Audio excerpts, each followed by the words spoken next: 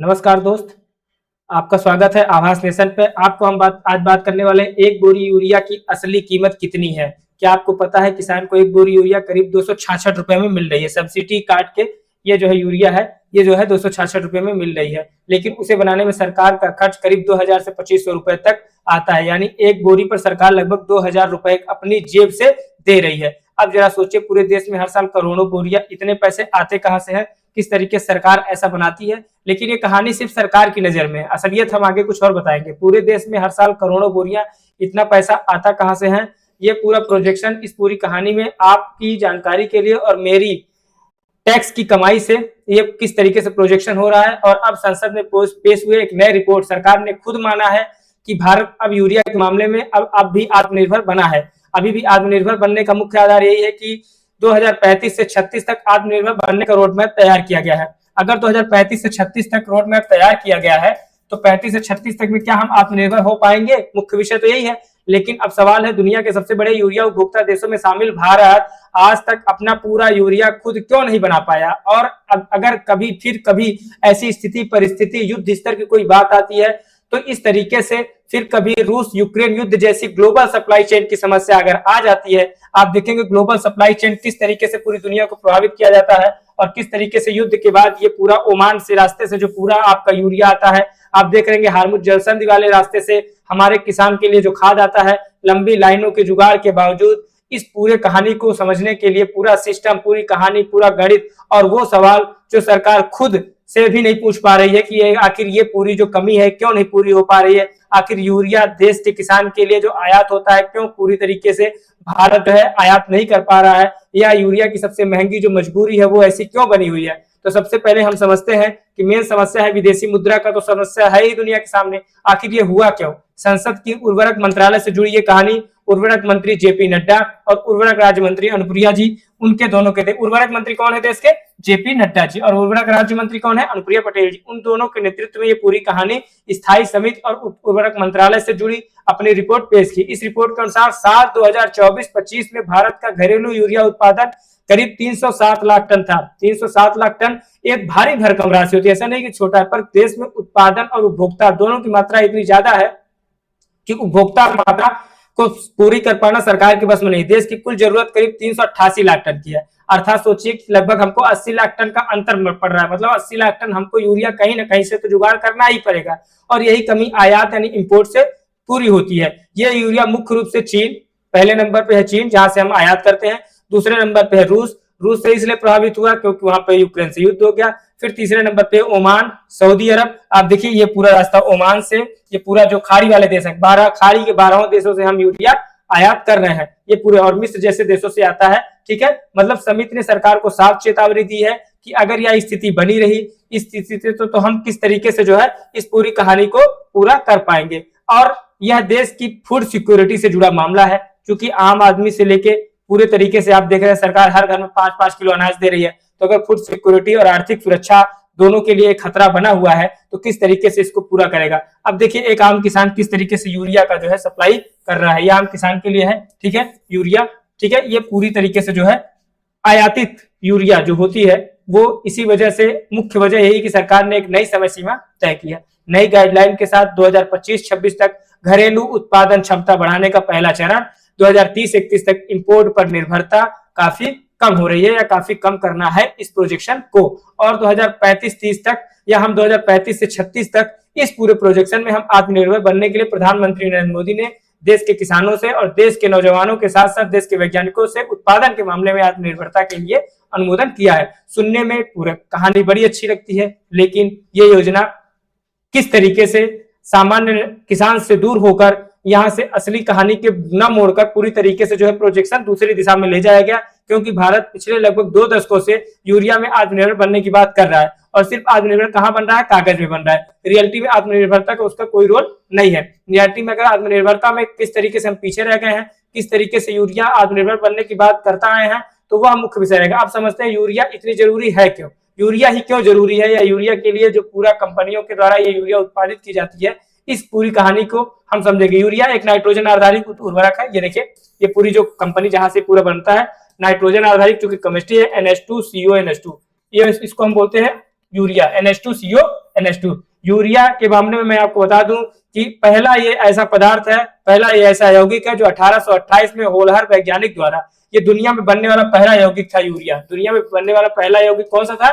Urea ही था, NH2CO जो होलहर वैज्ञानिक ने 1828 में बनाया था। अब मुख्य बात समझते हैं कि कई बड़ी फसलों में यूरिया का व्यापक रूप से बड़े मात्रा में इस्तेमाल होता है। भारत दुनिया के सबसे बड़े यूरिया उपभोक्ता देशों में शामिल है। कारण साफ है, मुख्य है हमारी आबादी। हम इतना ज्यादा, चूंकि हमारी आबादी, प्यार बहुत ज्यादा, हिंदुस्तान में प्यार इतना ज्यादा है कि आप देख ही रहे हैं कि हम 150 करोड़ पहुंच चुके हैं। तो मुख्य आधार क्या है? प्यार। प्यार से हमारी क्या बड़ी आबादी, लेकिन खेती योग्य जमीन सीमित है। अगर खेती योग्य जमीन सीमित है तो इसलिए कम जमीन से ज्यादा उत्पादन लेने के लिए यूरिया का इस्तेमाल ज्यादा हो रहा है, फर्टिलाइजर का इस्तेमाल ज्यादा हो रहा है, बहुत अधिक निर्भरता। लेकिन यूरिया बनाने के लिए आप देखेंगे कि ये जो पूरा प्रोडक्शन है, जो पूरी तरीके से आपको दिखाया जा रहा है, इस पूरे प्रोडक्शन में किस तरीके से, देखिए कि आप देखिए प्राकृतिक के बजाय हम कृत्रिम की ओर अग्रसर हो रहे हैं। प्राकृतिक के बजाय हम किधर अग्रसर हो रहे हैं? कृत्रिम की ओर। तो नेचुरल चीजें अगर हम ज्यादा उपयोग करेंगे, भारत के पास पर्याप्त गैस भंडार नहीं है, इसलिए हमें LNG, मुख्य रूप से क्या यूज होता है? LNG। तो LNG को बड़ी मात्रा में गैस विदेशों से मंगानी पड़ती है, और ये पूरी तरीके से जो LNG आ रही है, आप देखेंगे ये पूरी तरीके से विदेशों से हम आयात कर रहे हैं। देख रहे हैं आप, जहाज पे लदा हुआ है, और जब हम विदेशों से इसको हम आयात करते हैं तो विदेशों से जो मंगानी पड़े, यानी कच्चा माल भी बाहर से आ रहा है। अगर कच्चा माल बाहर से आता है और तैयार यूरिया भी बाहर से आता है, तो पूरे को जब हम ले आ रहे हैं, जब पूरा हम आयात करते हैं, तो इसे कहते हैं डबल डिपेंडेंसिटी।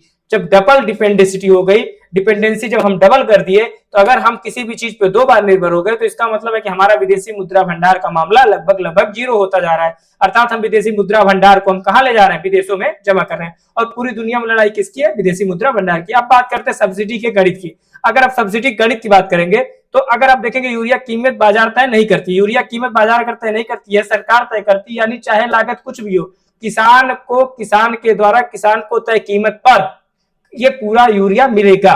ये कौन तय कर रहा है? सरकार तय कर रही है। सरकार ये चाहती है, आज 45 किलो की एक बोरी, पहले 50 किलो की बोरी आती थी, अब वो बोरी कितने की होगी? 45 किलो की। आप देखिए उसका यूरिया में भी एक नया यूरिया है, नैनो यूरिया।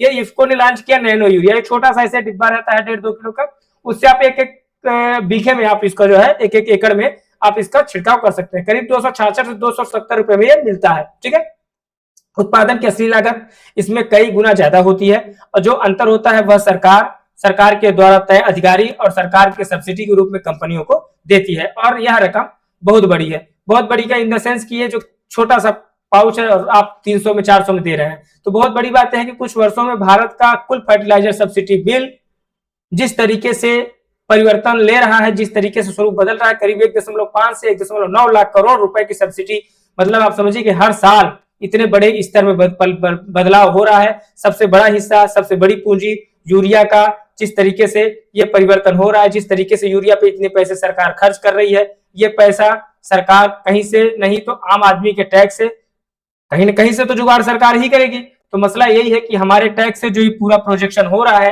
ये पूरी यूरिया की लड़ाई हो रही है, यह पूरी तरीके से बदल रहा है। अब सवाल यह उठता है कि अगर भारत पूरी यूरिया खुद बनाने लगे, पूरी तरीके से खुद इसका उत्पादन करने लगे, तो क्या ये पूरी कहानी सब्सिडी का जो बोझ है, सब्सिडी की जो कहानी है, क्योंकि सरकार किसान को सब्सिडी तो देती है, उससे सरकार को फायदा नहीं बल्कि नुकसान ज्यादा होता है। तो सब्सिडी का बोझ कम तो होगा, लेकिन कितना कम होगा? कुछ हद तक होगा, हाँ, क्योंकि इंपोर्ट किया गया यूरिया हमारे लिए अक्सर हमारा मुख्य बचत होगा विदेशी मुद्रा भंडार का, जहां से हम घरेलू उत्पादन जो हमारा महंगा पड़ता है, घरेलू उत्पादन के लिए हम मुख्य रूप से आत्मनिर्भर होंगे। जब यूरिया में गैस की मात्रा को जो है हम क्या करेंगे? अपने आप खुद उत्पादित करेंगे। यूरिया के दाम को हम खुद कम करेंगे। यूरिया का दाम जब हमारे यहाँ उत्पादित होने लगेगा तो उसका रेट भी हम खुद ही निर्धारित करेंगे। लेकिन मामला वहां से बदलेगा, क्योंकि अचानक जो दाम है वो क्या होता है? सरकार निर्धारित करने लगती है और समय बदलता है, जैसा 2022 में रूस यूक्रेन युद्ध के दौरान हुआ। रूस यूक्रेन युद्ध के दौरान ये पूरी कहानी यहाँ देखेंगे आप। ये दुनिया का एक देश जो पहले क्या था? सोवियत संघ में था 1991 तक। यह देश यूक्रेन 1991 तक सोवियत संघ का हिस्सा था। ये रूस से अलग होता है, और जब रूस से अलग होता है तो इसके लिए जो है रूस जो है इस पे हमले काफी दिन से युद्ध स्तर पर चल रहा है, क्योंकि यूक्रेन जो है रूस को अपना हिस्सा मानता है और रूस यूक्रेन को अपना हिस्सा मानता है। 2018 के आसपास कई पुराने बंद पड़े फर्टिलाइजर प्लांट दोबारा शुरू करने का फैसला लिया, जैसे गोरखपुर, सिंदरी, बरौनी और तलचर। इस पे सरकार ने नया परिवर्तन लिया। और मुख्य बात और रहा रामागुंडम की बात, तो यहाँ कहानी यहाँ से निकल के आती है कि रामागुंडम में उम्मीद थी कि वहां से यूरिया का उत्पादन भारी मात्रा में हो पाएगा। उस तरीके से इनमें से मुख्य विषय यही रहा कि देश की उत्पादन क्षमता, देश की कहानी और तेजी से बढ़ती इस पूरी यूरिया की डिमांड को कुछ प्लांट शुरू करने का सरकार का जो फैसला रहा, वहां से लेके कहानी यहाँ तक पहुंचती है। लेकिन आज भी घरेलू उत्पादन मुख्य विषय है, घरेलू उत्पादन का। अगर हमारा घरेलू उत्पादन तो रहेगा तो हम कितना भी आयात कर लें, हम कितना आयात करेंगे, कितना आयात किया जा सकता है। तो घरेलू उत्पादन जरूरत से कम है। ऐसा क्यों? पहली वजह है नेचुरल गैस, क्योंकि हमारे यहाँ नेचुरल गैस नहीं है या ना के बराबर है, और है भी तो उससे जो है तमाम छोटी छोटी चीजों को हम पहचान नहीं पा रहे हैं, और लगातार उपलब्ध गैस के बिना यूरिया प्लांट को चला पाना लगभग नामुमकिन होता है। तो इसीलिए यूरिया प्लांट को चलाने के लिए जो सबसे मुख्य वजह है वो है नेचुरल गैस। दूसरी वजह है भारी निवेश। हम भारी निवेश नहीं कर रहे हैं, एक नया प्लांट नहीं लगा रहे हैं, हमारे यहाँ प्लांट नहीं लगता, हमारे यहाँ से चलता है। हमारे यहाँ एक्चुअली लड़ाई मंदिर मस्जिद की है, हम सिर्फ मंदिर मस्जिद तक ही सीमित रह गए। प्लांट हमारे लिए बहुत इंपॉर्टेंट चीज नहीं रह गई। हमारा देश सिर्फ मंदिर मस्जिद तक रह गया। नया प्लांट बनाने में हजारों करोड़ रुपए लगेंगे, कई साल लगते हैं। और तीसरी वजह है लगातार बढ़ती मांग, यानी जिस तरीके से किसानों की डिमांड बढ़ रही है, जमीन कम हो रही है लेकिन डिमांड बढ़ रही है। यूरिया की डिमांड इसलिए बढ़ रही है क्योंकि पैदावार ज्यादा करना है, जमीन कम है तो पैदावार भी बढ़ाना पड़ेगा। तो लगातार बढ़ती मांग, यानी सिर्फ पुराना गैप है उसको भरने के लिए पूरी तरीके से नई मांग के हिसाब से उत्पादन बढ़ाना संभव हो पाता है। इसलिए 2035 से 36 तक का जो लक्ष्य है वो आसान नहीं होगा सरकार के लिए भी, आम आदमी के लिए भी, कि उसको जो है पूरी तरीके से प्रोजेक्ट किया जाए। अब हम समझेंगे कि दूसरा पहलू किस तरीके से इस पहलू को जो है आगे बढ़ाने के लिए यूरिया का जो नया निष्कर्ष है, यूरिया का जो इतना ज्यादा इस्तेमाल हो रहा है, सही भी है या सिर्फ इससे देखिए यूरिया के ज्यादा इस्तेमाल से समझिए, ये देखिए यूरिया के ज्यादा इस्तेमाल से ये जमीन किस तरीके से होती जा रही है, अर्थात जमीन की उर्वरा शक्ति कम हो जाएगी। जमीन की अगर उर्वरा शक्ति कम होगी तो कई कृषि वैज्ञानिक प्रभावित, कृषि वैज्ञानिक इसमें क्या करेंगे, उर्वरा शक्ति प्रभावित होने से शरीर जो है, कृषि जो है, भूमि में जो है जो इसकी जमीन है वो पूरी तरीके से जो है खेती योग्य नहीं रह पाएगी।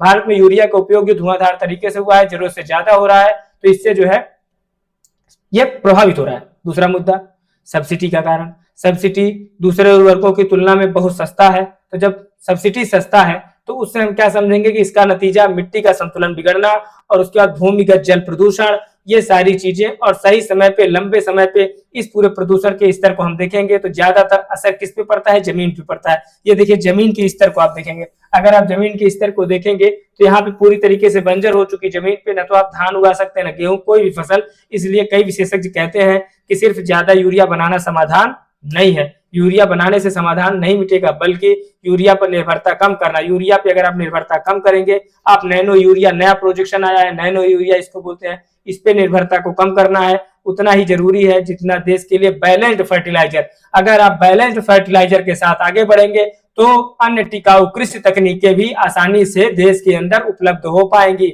हालांकि नैनो यूरिया की प्रभावशीलता पर ये पूरी वैज्ञानिकों के बीच जो पूरी कहानी है, जिस तरीके से इसको प्रोजेक्ट किया गया, अब भी अपने आप में देश के लिए एक बड़ी समस्या बना हुआ है। लेकिन बहस जारी है। बहस जारी होने के साथ साथ देश की ये समस्या है कि अब उत्पादन क्षमता आप देखेंगे तो किस तरीके से हम उत्पादन करते हैं और कहां से, किस तरीके से हमारे लिए जो है ये पूरा, सबसे ज्यादा हम कहां से मंगाते हैं, रसिया से। युद्ध के कारण थोड़ा सा मामला रुक गया, लेकिन सबसे ज्यादा हम मंगाते कहां से, रसिया से। अब जियोपॉलिटिक्स का जो एंगल है फर्टिलाइजर का, सिर्फ खेती का विषय नहीं है, ये है राष्ट्रीय सुरक्षा का भी विषय है। राष्ट्रीय सुरक्षा का विषय किस आधार पे है कि राष्ट्रीय सुरक्षा का जो मुख्य मुद्दा है वो इस आधार पे है कि ये जो पूरी कहानी है राष्ट्रीय सुरक्षा के साथ साथ हम इस बात पे समझेंगे कि हमारा जो प्रोजेक्शन रहा है, किसी देश की जो खाद्य है दूसरे देशों पे निर्भर हो तो उसकी खाद्य सुरक्षा भी उसी अनुपात में निर्भर हो जाती है। तो जब खाद्य सुरक्षा उसी अनुपात में निर्भर हो जाती है तो 2022 में रूस यूक्रेन युद्ध के दौरान रूस यूक्रेन अपने पूरे युद्ध में इस बात को समझते हैं कि दुनिया भर में फर्टिलाइजर की सप्लाई,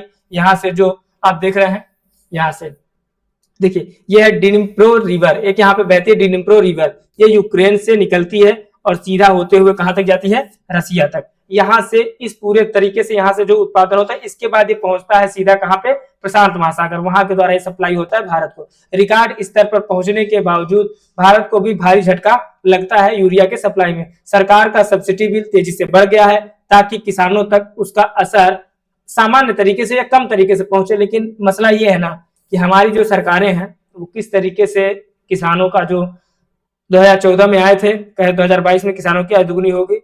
किसान पूरी तरीके से देश का बर्बाद है, देश का युवा नौजवान बर्बाद है। ना तो किसान की हालत सुधरी, न देश के युवा की हालत सुधरी। आत्मनिर्भरता भारत, आत्मनिर्भर भारत का तो सिर्फ सपना ही रह गया है। 2047 तक बनेगा कि नहीं बनेगा ये तो आगे देखा जाएगा। रणनीतिक, राजनीतिक, आर्थिक जरूरत यह है, पूरी तस्वीर क्या कहती है कि एक तरफ घरेलू उत्पादन बढ़ाना है, घरेलू उत्पादन बढ़ाना जरूरी है, दूसरी तरफ इतिहास बताता है कि घरेलू उत्पादन के साथ साथ हम राजनीतिक, आर्थिक और सामाजिक रूप से जो हमारा देश है वो किस तरीके से प्रभावित हो रहा है। तो इतिहास, इस बात से इतिहास में आपको सीखना पड़ेगा कि इतिहास ही सब कुछ तय करता है। इतिहास यह बताता है कि हमारा लक्ष्य क्या था, हम किस तरीके से घोषित लक्ष्य की ओर आगे बढ़ रहे हैं, या काफी है या नहीं है तीसरी बात है, लेकिन हमारा लक्ष्य, हमारे लक्ष्य के करीब पहुंचना यह ज्यादा जरूरी है। सिर्फ ज्यादा यूरिया बनाना ही समाधान नहीं है, बल्कि उसका संतुलित और समझदारी भरा उपयोग देश के लिए मुख्य विषय होगा। और यही मुख्य विषय है, उतना ही जरूरी है हमारे देश के लिए नैनो यूरिया, जो नए तरीके से सहकारिता मंत्रालय के मंत्री अमित शाह जी के द्वारा ऐलान किया गया था 2022-23 में।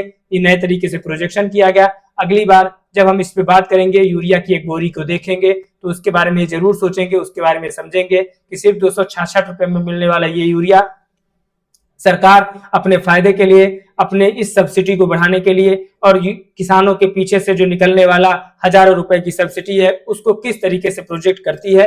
ग्लोबल राजनीति यही कहती है कि हम कम से कम खाद का उपयोग करें, कम से कम यूरिया का उपयोग करें, कम से कम डीएपी का प्रयोग करें। विदेशों से आने वाली गैसों का ग्लोबल राजनीति और भारत की खाद्य सुरक्षा मुख्य असर पड़ता है। इसके लिए तब तक हम इसको जो पूरी तरीके से यूरिया के उत्पादन को प्रभावित करने वाले देशों को समझे हैं। तो आपको क्या लगता है, अपने विचार जरूर दीजिएगा। तब तक के लिए धन्यवाद, नमस्कार।